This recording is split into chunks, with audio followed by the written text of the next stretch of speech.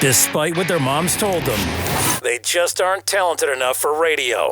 Unfortunately, anyone can have a show these days. Sean. Well, I'm pretty hard to figure out sometimes. In fact, I can't even figure myself out sometimes, so don't even try to. Joe. You're an idiot and really a disloyal person. This is the Cuse Militia. Now, those two unapologetically biased orange-blooded homers, Sean and Joe. It's the most bullshit thing I've seen in 30 years. Welcome, orange men and ladies. Happy Tuesday. This is the Cuse Militia with Sean and Joe at Cuse Militia on the socials. Go there, join the militia. Thank you for tuning in and hanging out with us. We appreciate all of you. It has been some time. But we are back, and we're going to discuss old news once again. And this is what happens when you wait around for new news, because there wasn't any. It's been about 2 weeks, and all we've got from our friends over at Noons and others is a bunch of filler. So we'll talk a little bit of football, very little bit of football, and some basketball. If you're like me, you're wondering where the hell's the basketball tournament news, and for whatever reason, I feel like rumblings in June is a normal thing, but I have not heard anything. So we'll talk about some of that stuff and get into a little bit of football first. So let's just kick it off, Joe. First of all, how have you been? I know how you've been, kinda. I've been great, man. How about you? You shaved your beard. Looks stupid. No, it's been pretty hot, and it always grows back. So it does grow. That's true. I've been good. Lacrosse for my oldest son went from 6 days a week to 1 day a week, so that helps. Nice, Sean. How have you been? How have I been? Yeah. Me? Yeah. Great. Busy. Oh, okay. Yeah. No, I'm right there with you, bud. Extremely busy. Work is extremely busy. This whatever the construction boom. I don't know if everybody's feeling it, but we're feeling it down here. The construction boom for all things, I guess, started during COVID, just won't stop. So there's that. And then it's a busy time for the kids and everything. So it's fun though. You sit around. You could sit around and you could be bored and not have anything going on, or you could just be busy all the time and not be bored. There's always something going on, which is good. Sometimes you need a break though, which is so why I do what's called cluster vacations. I take Thursday, Friday here and there, get 4-day weekends every other week for a little bit. You know what I'm talking about? Oh yeah, very important. Oh, yeah. Good for I'm a big fan of the Friday Mondays, but right. Oh, you do the Friday Monday. Oh, as a boss, that's such a pain in the ass. My guys are not allowed. My guys are not allowed to do a Friday Mondays, dude. You do Thursday, Friday, Monday, Tuesday. No Friday, Monday. But I get where you're coming from, though. I do. No, you're not my boss, so. Thank God. Thank God. Thank God. At one point, though, I was trying to get you here before you were really, really settled. I wanted you to come here because you'd have been good. That's true. You would have been good. All right. Anyways, look, Carlos Del Rio Wilson, the man with 3 or 4 names, something like that. Look, this is something that the Schrader haters are looking at. This dude's going to start right. 4-star, transferring from Florida. He redshirted in 2021. He didn't play at all. So he's got 4 years of eligibility. He was a notable Elite 11 showcase in 2020, and on the second day and third day of the event, he was the best performer. Ended up 5th best overall. Dude's got some talent. Hasn't thrown the rock really that much under the big lights, but an SEC school, no doubt, and a talent. But Joe, plus Justin Lamson, which we haven't talked about. Right? Or no, we did talk about that. We talked about it.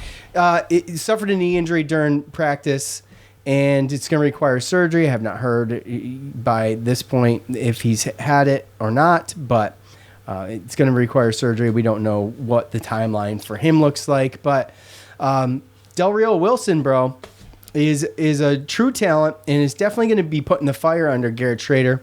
But for all of the buzz that it is, I don't know if the dude's just going to jump out on week 1. And I definitely don't think that we're going to see the same situation we saw last year between DeVito and Schrader, where it's like real-time tryout stuff, right? So, yeah. With that said, what do you think? So, I think a lot of times when these type of things happen, I think, there's one side or another, right? You look at this guy, and if we would have got this guy coming out of high school, according to 247 Sports, he was ranked 146th in the class. So we don't even get like top 500 players, So this would have been a huge get, easily the best recruit probably, in a very, very long time. Let's just put it that way. And there's some people that they see that and they're like, oh, he's going to take over Schrader because, like you said, the Schrader haters, right? But then there's the other fans that look and they're like, oh, 146, but he transferred because he didn't get to start, and maybe he's not as good as he says he was. He played at the same high school in Georgia as Trevor Lawrence, and it's a storied high school. They have great just coaches and program, and a lot of players go D1. So maybe it was his high school, his high school players that made his ranking, and then he got to Florida and he, couldn't figure it out, right? Or he didn't get the starting spot. So, but I don't. That's really not the case at all. Again, you're probably going to bang on me because I do listen to him, but Locked On had Carlos Del Rio Wilson's high school coach, and all he really did was talk about his character and his will to win, his competitiveness, and that he doesn't shy away from that kind of stuff. And there's a lot of people that I still don't think understand, that last year he sat behind quarterback Emory Jones, who was pretty good, but they also had a different coach. They fired the coach, they got a new coach in. So I really truly believe that this is just a situation where the coach came in. They also had their incumbent quarterback come in from last year, and he played the spring, kind of saw where it was going to fall, and felt like he didn't fit in, and he had to go find some place where he felt like he could actually just get a true shot in a system that kind of fit with his skill set to go in there and possibly start, but be possibly the quarterback of the future. And I think that's just really what it is. I don't see a situation where he misses the spring, comes in, and then just takes it away from Schrader. But this kid is talented. I've watched his tape. Everything that I've heard from everybody that's been around him is that he's a good kid on and off the field. He serves his community. He does things like that, and he wants to be a leader on and off the field. So really, really a good get. It's just I think the Syracuse fans might have to wait 1 or 2 years before we really reap the benefits of this one. But okay, but in fair, I think so. All right, I think so. I don't think he's going to start this year. He redshirted, didn't play. Maybe he gets to see some action. Hopefully we get into some games, maybe early in the season, or hopefully even more hopeful later in the season, where he can get some burn, right? But Schrader's got 2 years left. So yeah, this is going to be, and with obviously with the Lamson injury, which has been kind of hush hush, like we don't know really a ton what's going on there. Like I haven't seen anything. So well, I mean, I get it. I know I get it. It's fine, but my point is I don't expect him this year. So with that said, you got the Schrader haters do. Yeah. I know they do, which is odd to me because it's always, and I'm not bagging on anybody or anything like that, but it's just like, it's not always the same group of people, but there's always a group of people who just cling on to the next new thing, right? So right. There was people who did the same thing when Schrader came in, and they're probably not the same people, but there's always just, the loud voices, let's say, right? And the only interaction we really get is looking on social media, checking comments, and stuff like that, right? So, and we both know as Twitter and Facebook aren't reality. Right. But you know, they write articles and stuff off of these things and stuff like that. Oh, you know? yeah. So they see where the momentum is, what's trending, and then they go off of that, right? So, yeah, I mean, even if you look at Justin Lamson, I still can't see a situation where you can, I mean, it's a spring game, and he was playing with the first team, and he was going against the second team defense, right? And you wouldn't think he was going to start, right? But there was a lot of people that said that he had a chance, right? Like after that. So then he gets hurt, and I mean, don't get me wrong, I think it was super smart. I know that we heard rumblings of possibly, chance of me coming back, which, by the way, he committed to Grambling State today. But we knew he wasn't going to come back, especially once we got Carlos Del Rio Wilson. I mean, I think the biggest thing is the surprise that we just never heard his name really once. Really, I didn't see any type of hear any podcast or see any story that mentioned his name as a possibility. And again, I think it's just a really, really big get, and he gives us a backup, a legitimate backup. I mean, this guy was way more highly recruited than Justin Lamson. And I mean, you give him time, I just think he's going to be better than Dan Villari. I think he's going to be better than Jacoby and Morgan. Well, Jacoby and Morgan was put into a bad spot last year, but he did not take advantage of the opportunity he was given. Well, I think he came in halfway through one game, ended up getting pretty beat up, and then the second game, and I can't remember who it was. I shouldn't even have mentioned it, but he was awful. Never played again. We never saw him again. Well, yeah, and when you look at our just even going back to Schaefer years and Dungy and everything, and when you look at our backups, I mean, Mahoney, right? Rex Culpepper. That was that year. Yeah, that was that year. There was another JUCO guy that played a little bit, right? And then like Jacoby and Morgan played a little bit, and it's like, I mean, Jacoby and Morgan was brought in, like, I feel like as made possible, late in the recruiting. He had a scholarship, maybe a diamond in the rough. He can come in, maybe develop, and after a couple of years, he could be rated. Could be way better, And right now, it's kind of looking like he's gonna probably end up transferring, and then that's kind of the way that those diamonds in the roughs kind of, he goes to D1, and he's gonna get a little bit better. There's gonna be better development, better coaches, and stuff like that. But does he ever crack the 2 deep? And is it ever really serious enough to stay? So I do see a transfer in his future. But, as far as this Del Rio Wilson, I mean, the guy's strong, not as fast as Schrader, so they don't have exactly the same game. But it's really good now when you look at our quarterback room and our quarterback situation, especially having a quarterback coach and an offensive coordinator coming in new. I just have full confidence that this coaching staff can get him ready. And I mean, I know, again, there's going to be Schrader haters, but I mean, I was perfectly fine with what Schrader did last year. I talked to my father, same thing. I think you, same thing. And I also think that, and we've brought it up, and I've heard Mike McAllister talk about it, and I'm going to bring it up again, but, after that Virginia Tech game when he threw that touchdown pass, the game-winning touchdown pass, it just seemed like he was off. And we said that. It was the ribs. Yeah, we said that. We said that during the season last year, and it just seemed like something was off. But he's still stuck in there, and he gutted it out. So, I mean, that's not going to be a situation, I feel like, where they're not going to play, they're not going to play two quarterbacks. And I feel like it is Schrader's job to lose. But at the same time, we are in a situation where if he does play bad enough, or if, knock on wood, he gets hurt, then at least we have somebody capable versus what we've had in the past, really. So that's really the one thing that I'm looking forward to. And to be perfectly honest with you, too, looking at their type of play, I mean, Schrader, he's fast. And if you remember when he came from Mississippi State, right, like the new coach came in its second year and turned him into a receiver. Yeah. So who's to say that, I mean, in the other, Del Rio Wilson's not as fast, but athletic, shifty. Who's to say you can't line up a couple different, trick plays with both quarterbacks out there, right? Yeah.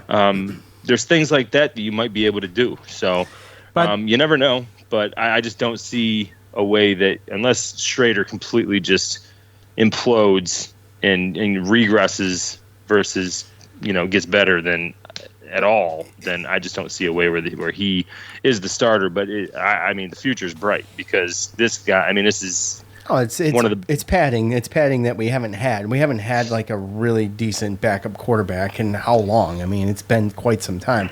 And this dude's got, he's got 4 years left and a future. By the way, Jacoby Morgan. Real quick, I looked it up. He had a decent game against Boston College. It was 19 for 30 for 188, 1 TD, and 1 interception. But then he played the next game against Louisville. Started it, went 5 for 12 for 40 yards and an interception. Ended up putting Culpepper in, and that was it. Yeah, well, and that's the thing is you get a team that doesn't know you. You come in, 18 for he had good percentage, but that's nickel and diming it. For totally. Right. You're talking about 18 for 108. Come on. The playbook was limited, obviously, during that circumstance. And then the next week they knew what he could do and just didn't let him do it. 30 to nothing. Right? We never even scored against Louisville in that next game. No. So again, I believe he's our highest rated as far as stars and rankings in the top 300 quarterback that we've had in a very, very long time. Could be ever, as far as within the era of the star rankings. Yeah, and don't. I'm not. By the way, when me personally, when I talk about Schrader haters or say I don't think he's going to start. Doesn't mean I don't think that this dude's got a shot at. It's possible that Schrader could get bumped. I'm just saying that it wouldn't be at the I wouldn't expect it at the beginning of the year, and I wouldn't expect live tryouts because Coach Baber wants to keep his job, right? So it's going to come down. Look, say Schrader plays a whole year, we never even see Del Rio Wilson. Then you've got a whole season of watching and practicing under your belt, and now the heat's on for Schrader, and we all know Schrader was a little bit tough with his passes, right? That's fair to say, right? Okay, some, yeah. No, I'm just. I'm just saying. There was sometimes when he had some passes that were great, and he connected on a bunch of good, deep, long ones. And Tommy DeVito was what, a 4-star, right? The dude also struggled. So it's just a lot of it's the environment you put in. A lot of it is, personal motivation, and we'll just have to see. Yeah, there's no secret that Del Rio Wilson has the stronger arm, especially in short to intermediate routes, for sure.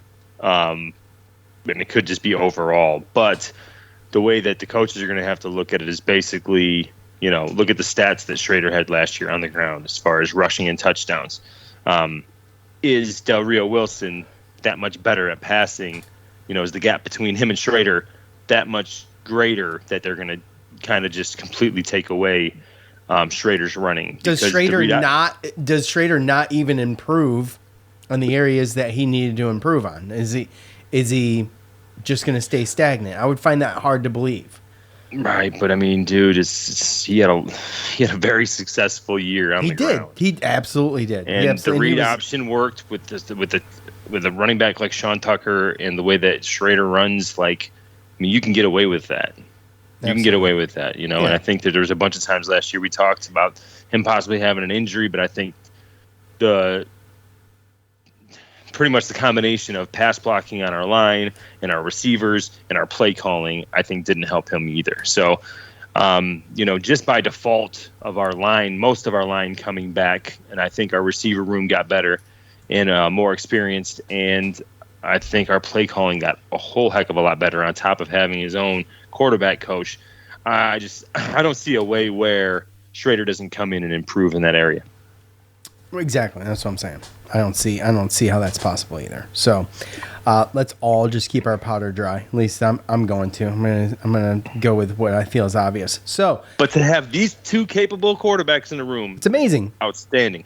Yeah, absolutely. And like I said, just haven't had that kind of depth. And this guy's transferred in, and I'm hoping they make this thing a whole lot more difficult to transfer back out. There should be some kind of from what I understood, how this was going to work is that you can transfer in and play right away, but there's like a one-time transfer thing, right? So, I mean, look, he's found a home. He's in Syracuse. That's how I look at it right now. I mean, there's a loophole. There's always a fucking loophole. Always, there is, right? Always, yeah. Because they've destroyed this thing. Because if you are a graduate senior, then you get to automatically do it as well.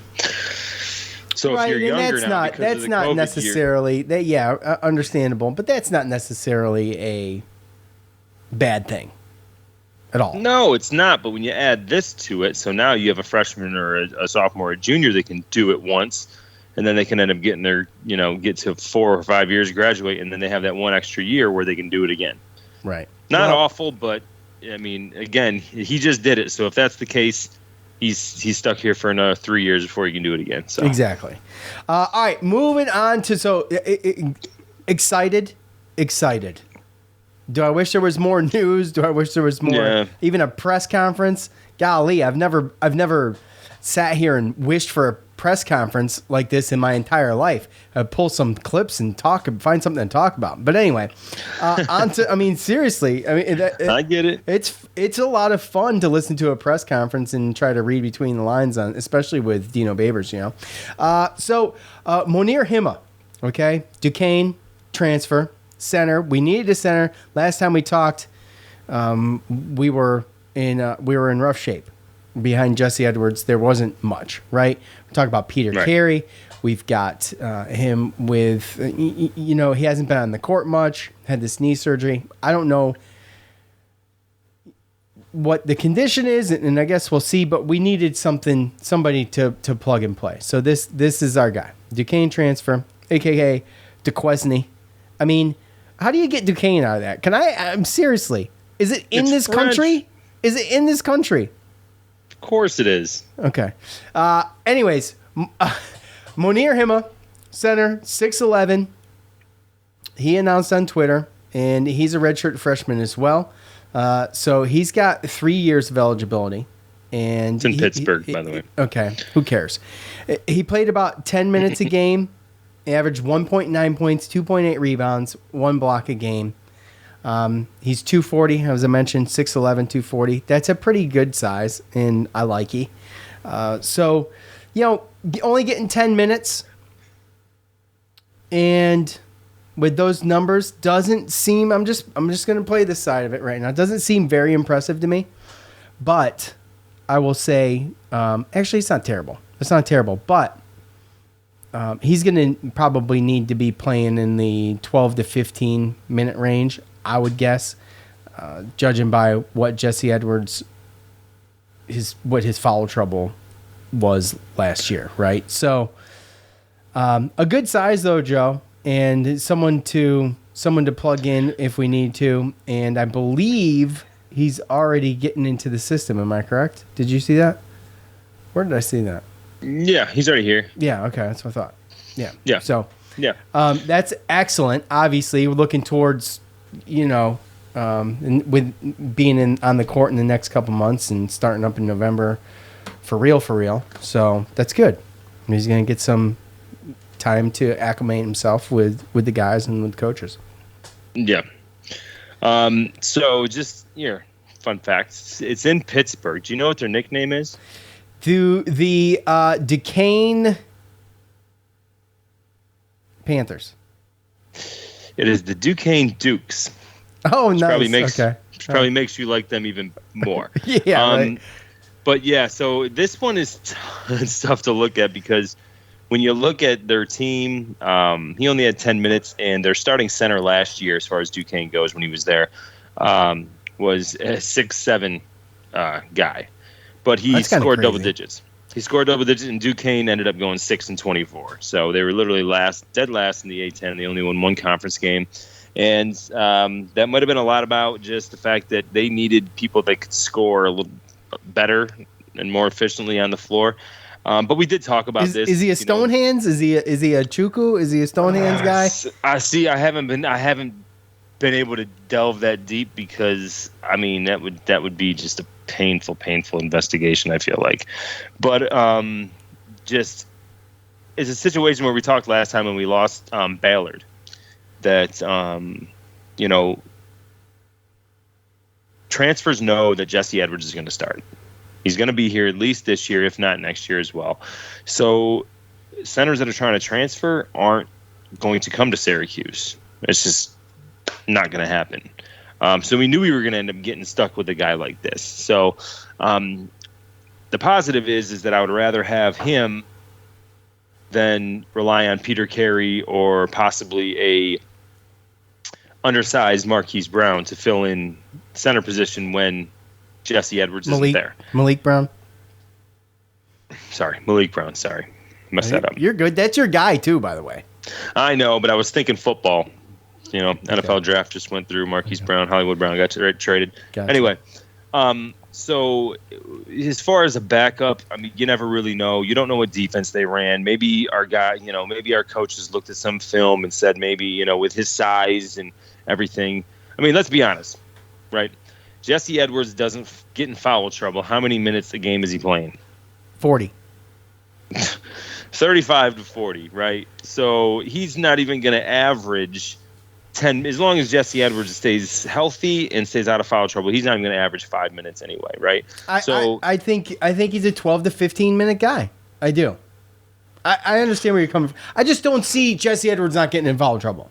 I guess that's where I'm coming from. I see that, right? Okay. It's overall, right? I guess I'm looking at it as like, the way that the coaches would rather have it versus probably what reality is going to be. I mean, obviously, there's going to be some games when he gets in foul trouble, and we're going to rely on this guy. But that's what I mean is you get a guy. I mean, maybe they were just purely looking for, all right, 10. We just need 10 minutes a game, and some guy that can come in here and just play the zone, just get rebounds.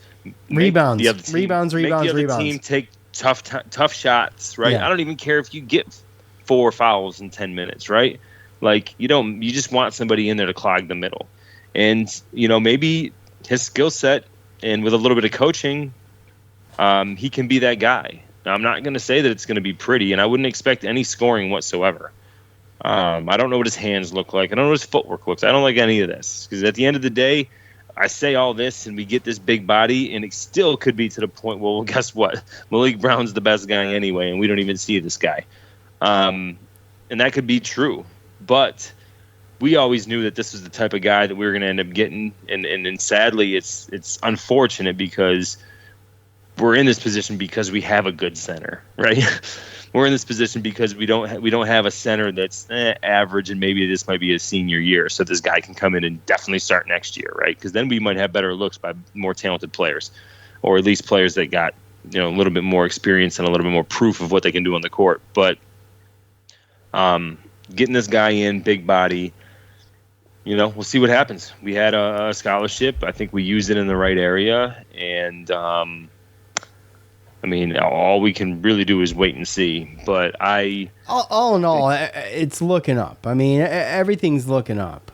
I feel like after the worst, this is the worst trifecta year in ever. It's not just my lifetime. Let's be honest. So we look at the football, the basketball, and the lacrosse. All had losing seasons. I mean, it's never happened before. So it's the absolute worst season for the big three, as they call it, ever. And I feel like things are only looking up for each. And Babers is literally playing for his job. And you've got Coach, he's got some redeeming to do, right? And then, of course, with Gary Gate, everybody expected a little bit more. And some players left and things, and he's starting to rebuild that. Got the number one recruit in the country coming into play. So, look, I think things are looking up. He's another option, right? Like, I mean, I guess instead of looking at like his name and where he came from and all that stuff and his stats, like you just got to look at the fact that if we don't get this guy, then our only option after Jesse Edwards are 2 incoming freshmen, one of which is most likely a power forward size, and the other one, Peter Carey, hasn't played in over 2 years because of injury and because of COVID. Yeah, so I mean, everybody that's talking Peter Carey as the savior for the center position, I would just pump my brakes because we have no idea, right? And he could be. He could be, but we don't have any idea. Like you said, dude, it's been 2 years. It's a surgery. He hasn't been on the court since surgery. We don't know what's going on. And although he's a talented guy, and I think it's a good get, we might not see this dude at all this year. I mean, right. And I could be totally wrong about that too. No, but think about it. Think about the logic, though. If I threw away, okay, take away any tape, take away names, take away any of that stuff, okay? You get one choice, all right? You can get a sophomore transfer from a guy from a school that was in the A10, which is not the worst. A10, normally, I think they got 5 or 6 teams in the tournament this past year. They usually get 4 to 6 in the tournament. Not the worst. It's a mid-major, but not the worst conference whatsoever. So you can get this sophomore that just played a season in a pretty high level of D1 basketball, or you can get this freshman that hasn't played since his summer of sophomore year. Who are you going to pick? Oh, that's high school, sophomore year of high school. Yeah, guys, that's high school, right? Exactly. So that's, you got to look at now. Does that mean anything? Absolutely not, because he could be perfectly healthy and he could have a personal trainer. He could have been lifting all this stuff. We don't know. But all I'm saying is real life application is being on the court, though. Right, and there's nothing better than that. I mean, exactly. And at the end of the day, 3 options is better than 2. Absolutely, yeah. So exactly. There's no harm, no foul. You just you got the guys, and it's obviously, if you're a coach, you play guys based on merit. I know some of you don't think that Jim Boeheim does that, but I mean, if he wants to win, he will. So, okay, so. Shaping up. By the way, there's a couple. I mentioned lacrosse real quick. Cole Kirst, he's an attack from Lehigh. He's got 1 year of eligibility left. Going to try to give that team a boost. Alex Simmons, I forget which position he plays, but another transfer coming in. And forgive me, but the lacrosse team. It's always the lacrosse team that's supposed to bring us up after a year of football and basketball like that, right? And yeah, and Syracuse lacrosse was just embarrassing by Syracuse lacrosse standards, by their own standards. So it was a dump in the pants this past year, and I feel like it's got to get better. And, you put the pieces in and see what you can do with some transfers until you can get some other recruits. What is it, Jason Spinola? Is that his name, I believe? Number 1 recruit in the country coming in as an attack. And so that's going to be awesome stuff, I think. And it should be really fun to watch next year. The TBT, Joe. Look, I haven't heard anything about the TBT. This isn't a long conversation to have. But Syracuse does have a... It's Joey Spallina. Joey Spallina. Not what did I say? Jason Spallina. Something. I think I said Spallina. Did I? Please. I hope I did. I hope I at least got one of his names right. I don't know. All right, Joey Spallina. Yes. I'll give you a pass. Okay, I appreciate it. You're the only one. Look, Syracuse has got that. What is the SRC Arena? Excuse me, but I have no idea. So I looked this up today, and Syracuse is going to be, the city of Syracuse is going to be hosting a TBT game, a regional, actually, July 22nd through the 25th at SRC Arena. Where Joe, help me out. What the hell is SRC Arena? I thought we did OCC or something like that. That's not the same thing, is it? I think it is. Oh, okay. They built a bigger arena, a new arena on the OCC campus. So I'm pretty yes, Onondaga Community. Yes, SU. Yep. Okay. All right. So it is an That's OCC. where they had it last I gotcha. time too. Okay. Yep. Exactly. So it's the same place.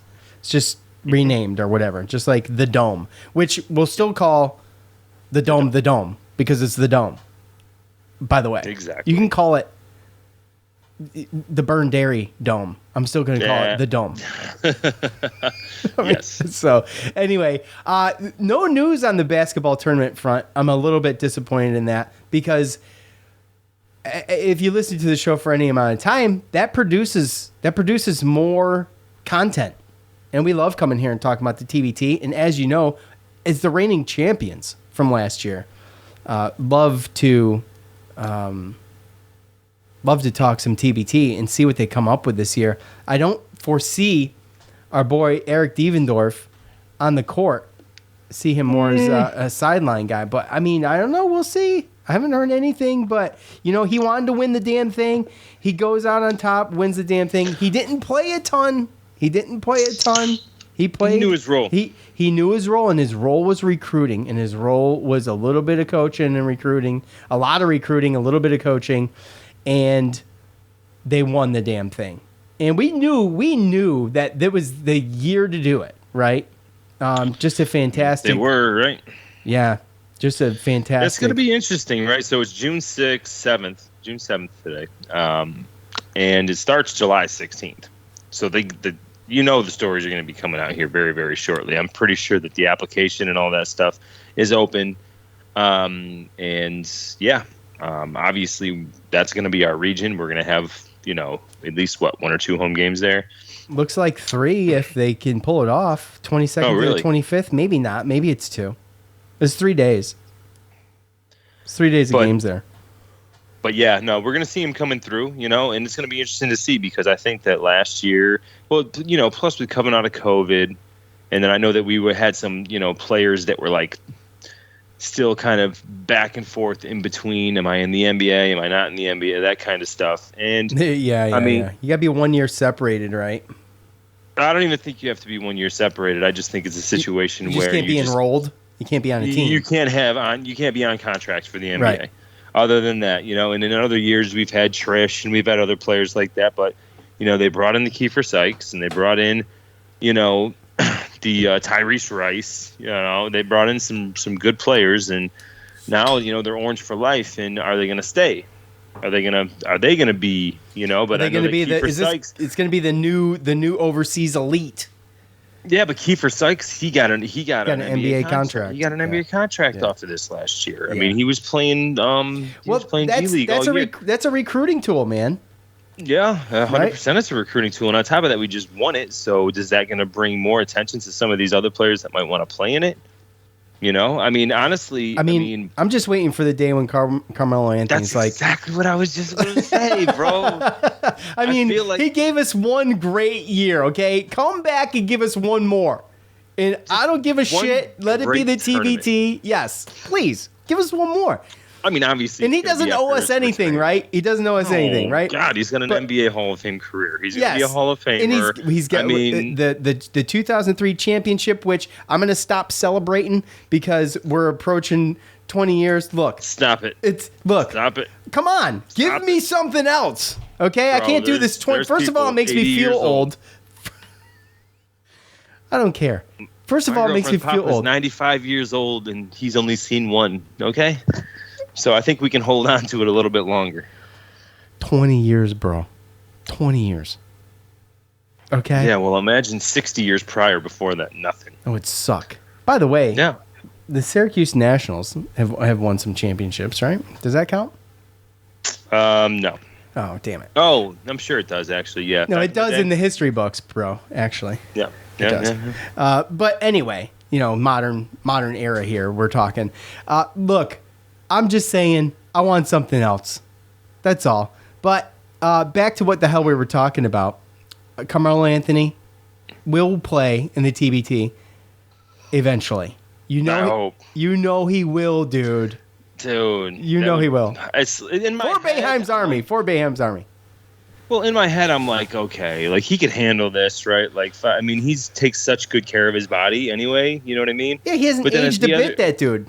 But then at the other end, I look at some of these guys that do like, have you ever seen that like 3-on-3 league, Ice Cube's league, that they play for money, and it's like all the old timer NBA players. They don't go and play in the TBT. They play in that league, right? Because I feel like some people look at the TBT as a step down. Oh, you're just going to play all these guys from overseas. I mean, I understand that, but you got to. I think he has a different mentality. I don't think there's other. So when you look at the TBT and you look at the teams, there has to be. What other teams? I'm trying to word this correctly. How many other teams have the family roots of a Boeheim's Army? Like that thing was based on alumni for years and years and years, right? Until the past couple. and not years and years and years. It's only been going on for so long, but since the past couple, and they started adding some people in. It's not.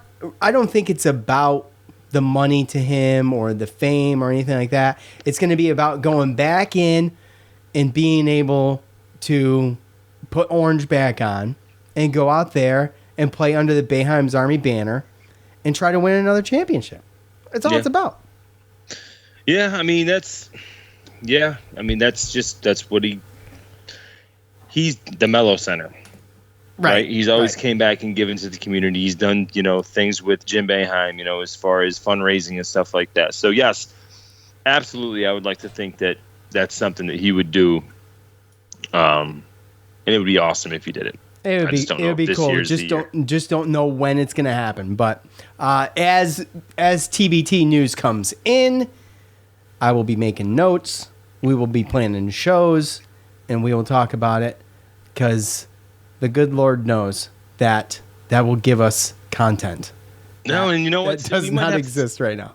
And we might have to, give a decent preview. I mean, look, we're coming out as, we won last year, so we're the champs, bro. It's kind of a bigger deal. It's a bigger deal this year. For us. You are holding the belt, and everybody wants it, and so you have a target on your back.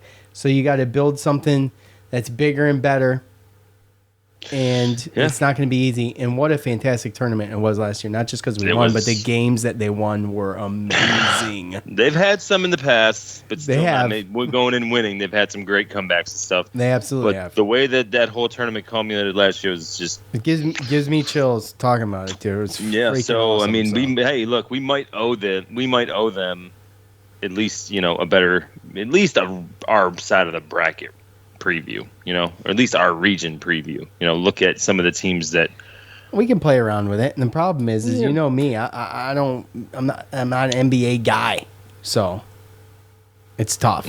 If I don't remember you from college, well, good because these guys don't play in the NBA. So okay, some of them did. All right, look, ACC Big Ten Challenge, Joe. Let's make this quick. This has not been set yet. Now, look, there's a lot of options here. And I'm just curious to what you think is going to be, as a non-conference game, where's the happy medium between playing a good team but being able to pull off a win in the Big Ten? The problem is always going to be the name and the recognition, because it's a situation where you'd like to think that they would do it by like the standings from the previous season and then just have the ones play the ones, twos play the twos. But no, they look at the ratings, they look Minnesota. at the rosters coming back, all that kind of stuff, right? So that's why we end up playing the Indianas and the Iowas and those kind of, teams like that. I don't think we're ever going to get I don't think we're ever going to get a Penn State in basketball. It doesn't make. I don't think it makes a lot of sense in basketball anyway. Well, we'll schedule it 6 years down the road in football. Yeah, don't get me started. This stuff, they're never, because Syracuse is a big name, so they're looking for the, and so we're gonna get a big name team, and those are some of the teams that they've been. It's been the Indianas and the Iowas and just teams like that. Ohio State, I think, one year. Right? Iowa State's in the Big Ten, but that's okay. Ohio State. Iowa State's in the Big Ten. Or the Big 12, sorry. They're not in the Big Ten. Iowa. We played the Hawkeyes. Ohio State we played, yes. Ohio State. I did not just say three times sure you said Ohio Iowa. State. No, you need to go back and listen. Ohio. I said it I think you can, 3 times. All right. Iowa is in the Big Ten. Iowa. Yes. Okay. Yes. Hawks. I'm saying we played Ohio State in a big ACC Big Ten Challenge before. Yeah, not Iowa State. Ohio State. Correct. I never said Iowa State. Oh, okay. Well, go back and listen. Let's go back to the my gosh. I quit. No, stop it. We're not even getting paid for this. I know. What's up with that? We don't get paid anymore for this? I don't know. Zach's in the green room. Zach, what did I say? Type it in. Zach. our boy from Facebook. Zach. I mean, it's tough to speculate, but I know that they're always going to put, at least one of the, whether the team's good or not, or whether we're good or not. We're a big name, so they're going to give us a big name. It's usually how it goes. Well, and I'm fine with the big name, but you got, so who finished at the top? Illinois, Wisconsin, Purdue. I think we played Wisconsin too. Yeah. So I mean, they're always going to give us one of those upper echelon. So guys, a teams. Rutgers would be good. That would be fun, right? Yeah. A Michigan State would be fun. I feel like these are middle of the pack kind of teams from last year. No, I mean the Big Ten were, according to. I know, but we all watched the same tournament. We all watched the same tournament. Yeah, they were a better conference than us. Yeah. Last year. Yeah, the ACC and hats off to those guys, UNC especially, obviously. But UNC and Miami. We knew who Miami was.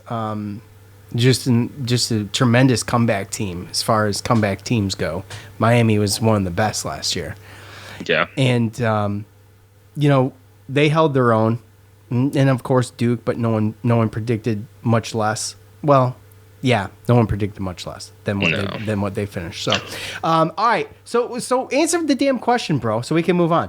Who do you want to see? Who do you want to see? Who based upon net rankings, obviously, in non-conference play, but still being able to pull this thing off and not just padding the resume with a quad 1 team or something stupid like that. Like, I want to win. So you want to look at like a quad 2 type game, which is Indiana, going off of last year, and I don't know what the hell they got coming in this year, but in Indiana, Michigan State, probably Rutgers, Northwestern. Well, we played Indiana last year, right? So that's true. Yeah. Yeah. Just to switch it up, I mean, I would be okay in your aspect if you're asking me to do that, because me, I want to be like, give us Purdue. Right? But I think that for this team that early in a non-conference, I think a team like a Rutgers or a Maryland, I think would be one of those kind of teams where, not going to hurt us, not overly going to help us if we beat them, but if they beat us, not going to hurt us, not going to kill us. Yeah, unless you want to go. I kind of agree with that. I was leaning more towards a Michigan State, though. Kind of like I said earlier. I feel the problem with Michigan State is that normally they get the Dukes and North Carolinas of the world because they are looked at as like the name, Michigan State, those kind of guys, right? Yeah.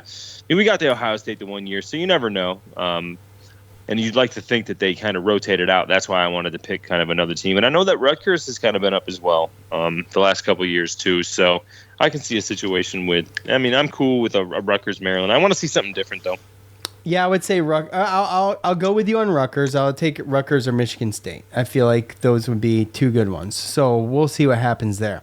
So James, our buddy. I talked to James end of last week, see how he's doing. He's hanging in there. He had an article out at Noons. Is Syracuse versus Georgetown still worthwhile? You can go check it out at Noons. Magician.com. And who's fighting, Joe? No, they're just in there. So it's just boys being boys, man. Oh yeah. He said he's got this. Is Syracuse versus Georgetown still worthwhile? And the only reason I'm bringing this up right now is because you and I have talked about this. And while I think it's fun, obviously the rivalry aspect of this, despite the fact that you still have Jim Boeheim coaching with a Patrick Ewing coaching, who Jim Boeheim coached against when Ewing was a player, obviously. Even though you still have that aspect, this rivalry, and since Syracuse has left the Big East, they're like 3-4 or something like that, by the way. So it's not great, right? And we all remember last year when Syracuse really should have mopped the floor with Georgetown when you look at it, but when you look at it at the end of the year, maybe. But it just did not happen, and that's how things go in sports. But is it still worthwhile? And I'll give you my opinion. I still think it's fun to do. I do. I think it's fun to do. There are people who are a little bit younger than us, Joe, that do not even remember this as a rivalry, period. It was never really a thing to them. They couldn't give two craps about it. We're that far removed from this thing, and it is time to kind of find something else. But it's just difficult coming into the ACC in 2014. We're only looking at, we're looking at 8 years, right? We're going into the 8th year of this thing. And they still don't have a defined rivalry. You know, people like to try to make it Duke, but Duke can have a side rivalry with Syracuse, but their rivalry is UNC, right? So, I mean, you know, people like to beat Duke, so they're everybody's rivalry, but I just don't see another one boiling up. So this is still fun to me, but is it the same? Hell no. Hell no. It's not even close. I try to pretend like it's close. I try to pretend like it's, rivalry week for Syracuse against Georgetown, and it's just not the same. It just doesn't feel the same. Correct? Yeah, I mean, you're 100% right, because, I mean, we remember, and, you know, you can look back and you can watch, you know, the Requiem for, you know, the Big East, you know, the 30 for 30, all that stuff. You know, you can get all the history of it. The history is amazing. The history of the Big East, the history of all those teams, awesome. You know, all those rivalries that all those teams had, the way they played, the way it helped, you know, they both, you know, the Big East and ESPN helped each other to rise to, you know, to the upper echelon of, you know, sports and, you know, the sports that they were in as far as college basketball. But it's just, you leave like that, and especially they're so down. I mean, yeah, that's the other thing. It's like Georgetown's not even that good, and we're losing to them, which sucks. Right. It's terrible. And I guess that's my thing is that I think instead of just focusing on one team, right? Like if you look down the line of like the new Big East, right? I mean, you have Butler and Creighton and Xavier. You know, they added it, right? So I mean, again, this new Big East, they're a competitive league. It's a decent league. It's a decent league, right? But even looking at some of the older teams, when you look at Seton Hall. DePaul and Marquette.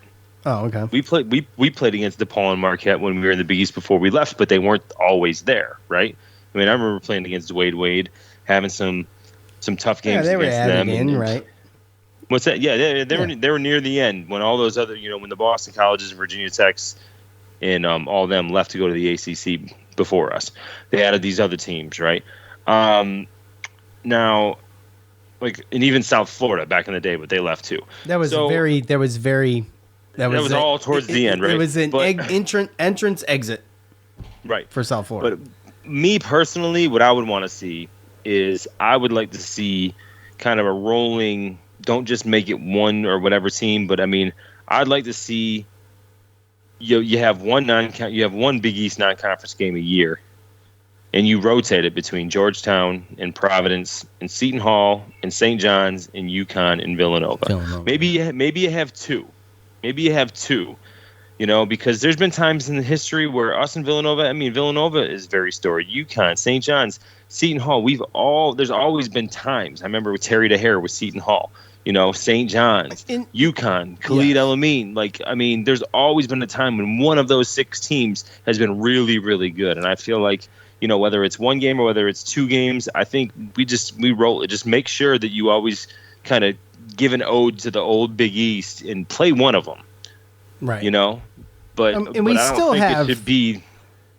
Go ahead. Well, and we've played UConn and we've played Villanova. We played Villanova and Georgetown this past year. And the year before, I think we played Georgetown in well, you've played Georgetown. UConn. This will be, if I'm not mistaken, this will be the 4th year in a row we've played Georgetown, and if we win this one, I think we've gone 2-2.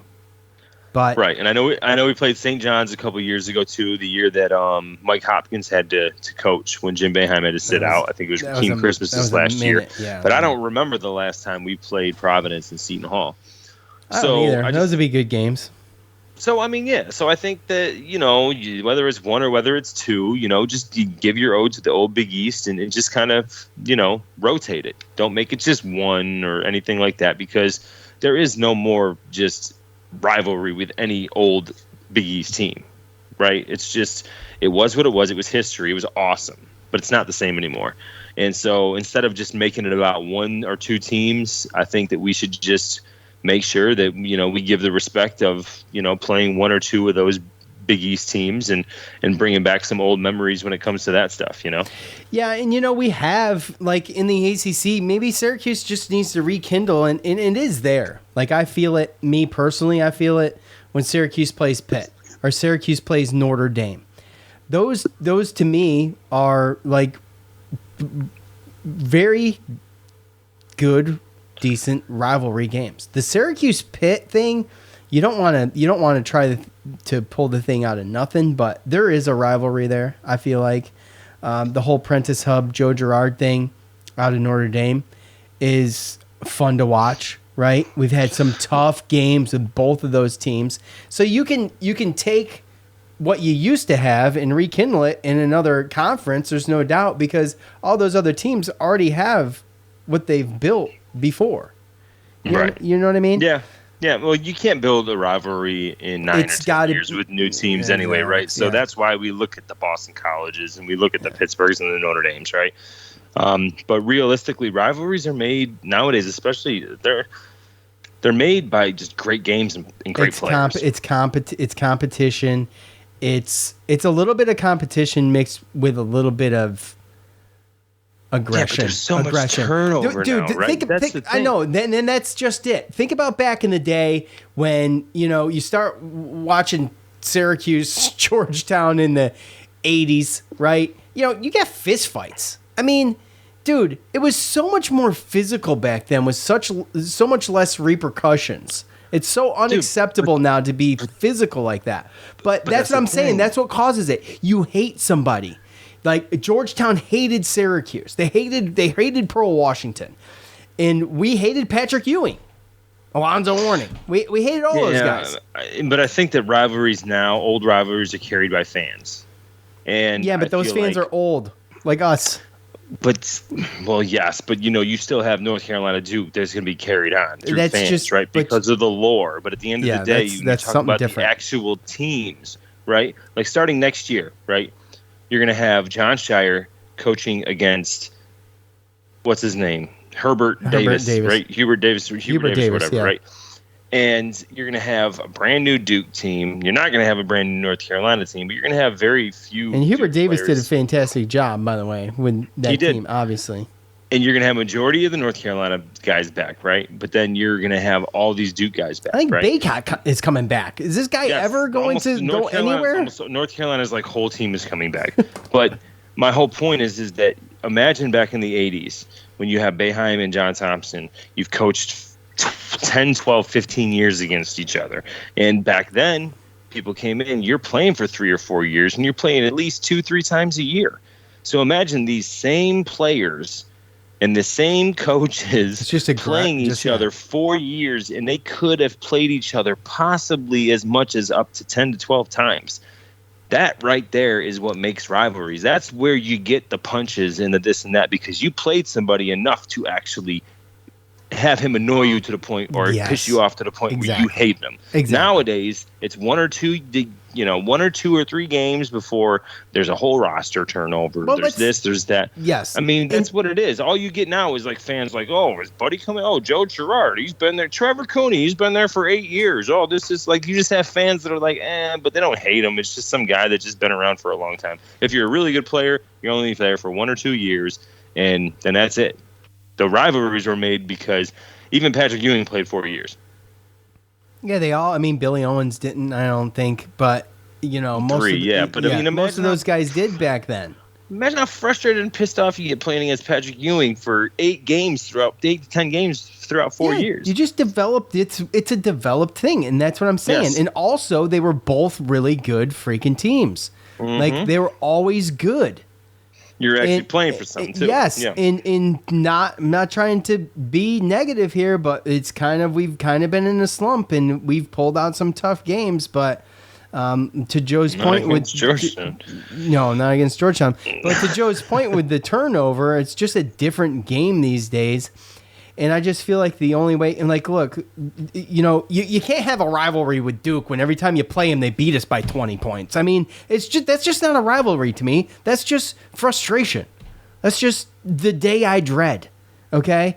We've had some really good games with Duke, but as of late, it's not been great. Okay? So, I like the Syracuse Pitt.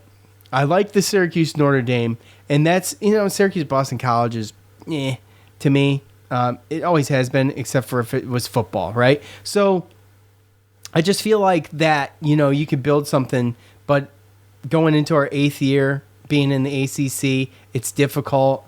You're the redheaded stepchild. Syracuse is definitely the redheaded stepchild of the ACC. And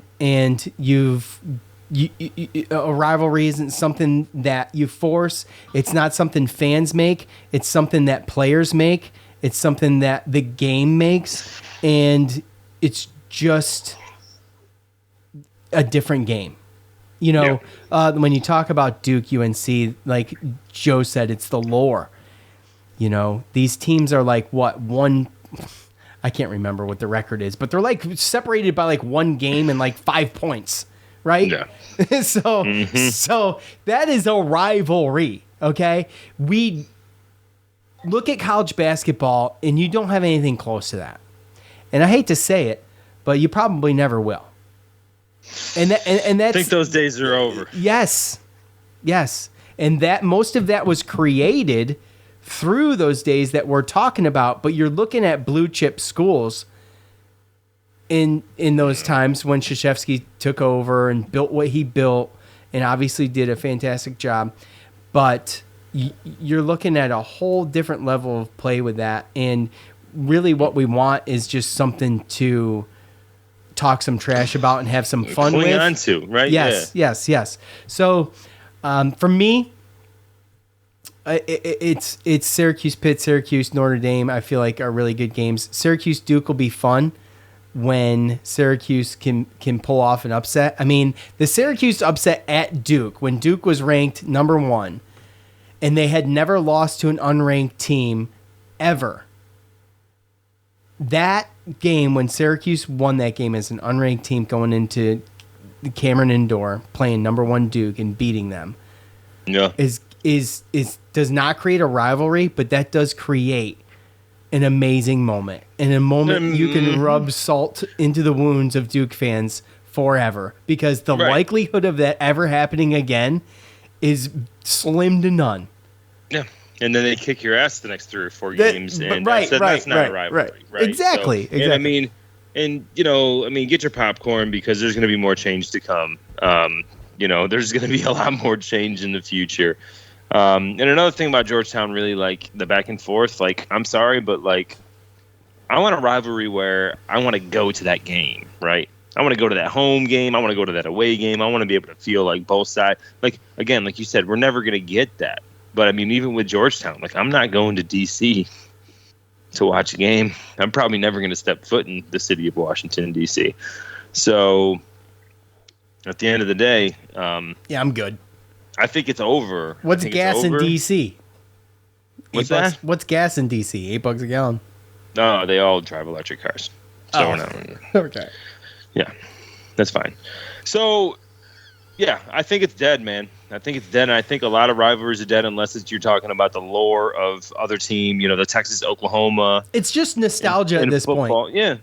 Anything for us, yes, because we happened to had to have moved. We had to make a strategic move for football and basketball, and for money, obviously. For money, it's always to comes go down to to the money, ACC, sure. right? Yeah, I mean, I just put the other 2 there first, but we all know it's about the dollars. Yes. And we in doing that, we killed some basketball rivalries. We probably killed all the rivalries that we have, but we got more money, and we're in a better football conference, right? So there's that. Yeah.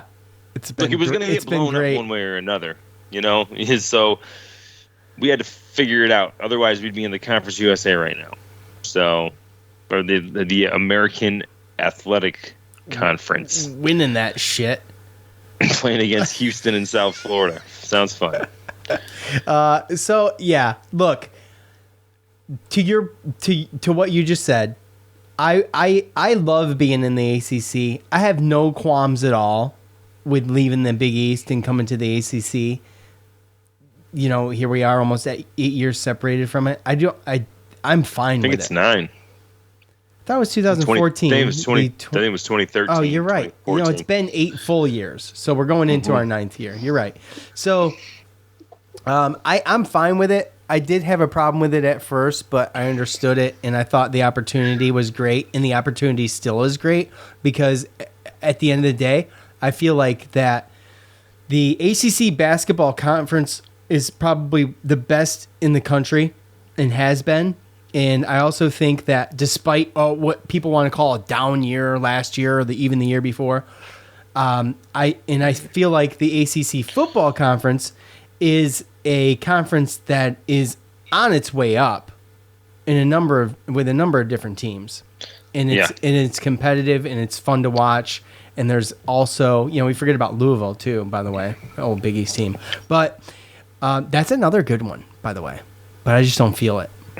You know what I mean? You know what I mean? Not yet, no. But that's the ACC football conference is a great conference. I think we're in a good conference. I'm not worried about, you hear people, I want to go back to the Big East. No, you don't.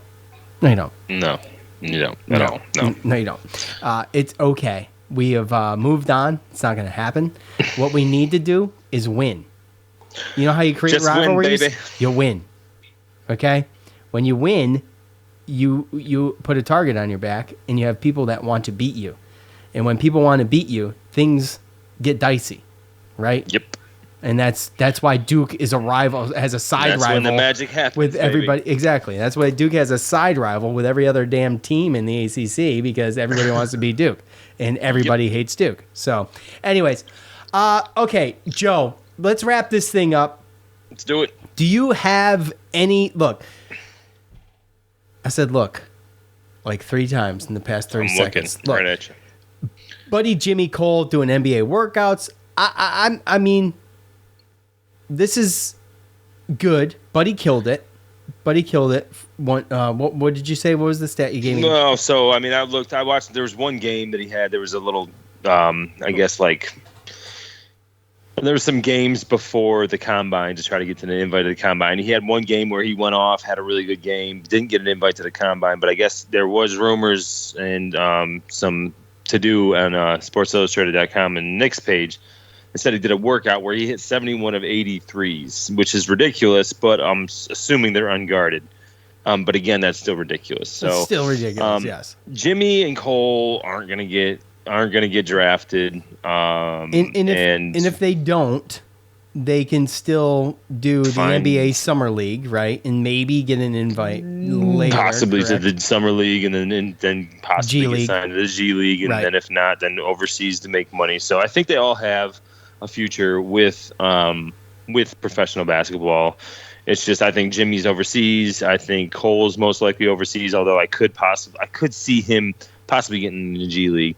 And even Buddy, really. I mean, I think he's going to have good workouts, but if he gets drafted, I think it's. And again, I don't want to say this, but I mean, he's had a great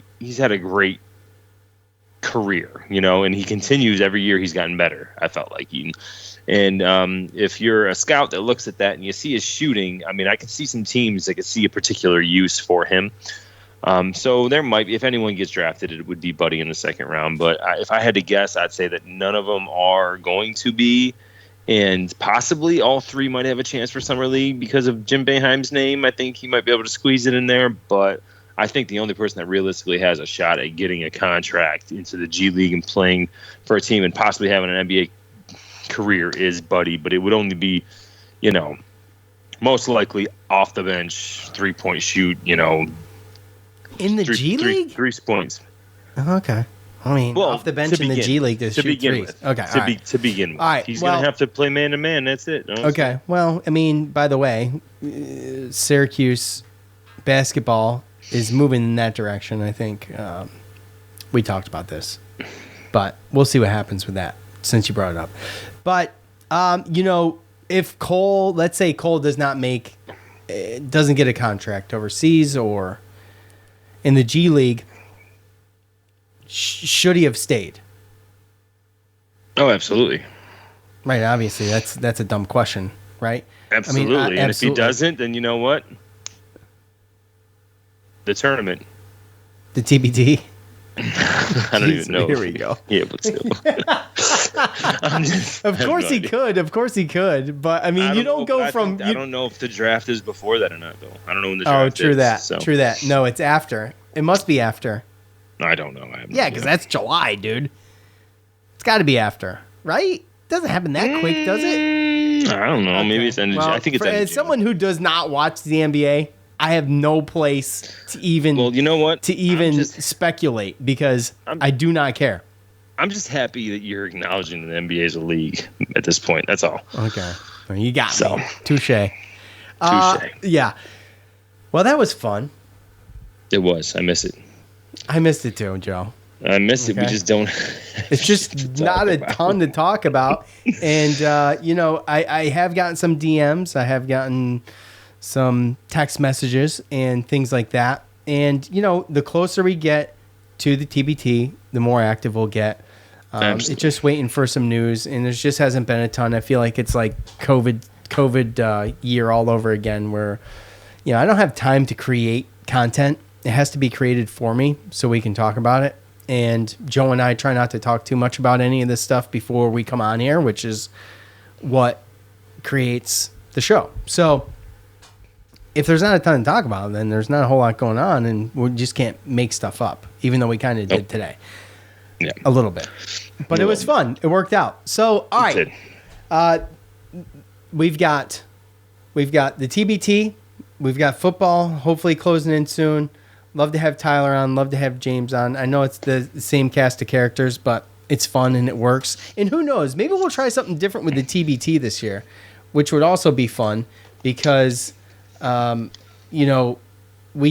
the champs, and we'll have to see what ends up happening with what kind of players they're bringing on and what's going on with that. If it's going to be where they're going outside of the bubble and grabbing other players, or if they're going to start this alumni thing again or what. But when they talk about it, we'll talk about it. So that's all I got to say about that. Look, appreciate all of you for tuning in and hanging out with us. I know it's been a while. We apologize. But we'll be back soon, hopefully. Again, spread the word. We'll talk to you later. For Joe, I'm Sean. We're out. Peace.